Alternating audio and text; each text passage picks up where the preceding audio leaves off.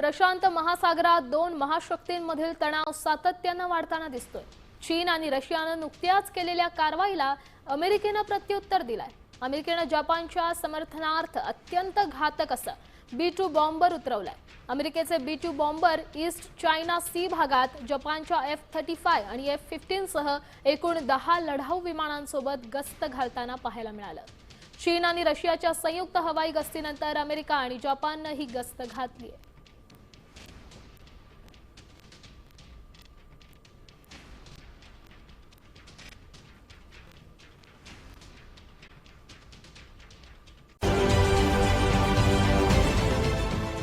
देश विदेशातील प्रत्येक घडामोडींचे लाईव्ह अपडेट मिळवण्यासाठी आता साम टीव्हीच्या सर्व सोशल मीडिया प्लॅटफॉर्मला लाईक, फॉलो आणि सबस्क्राईब करा।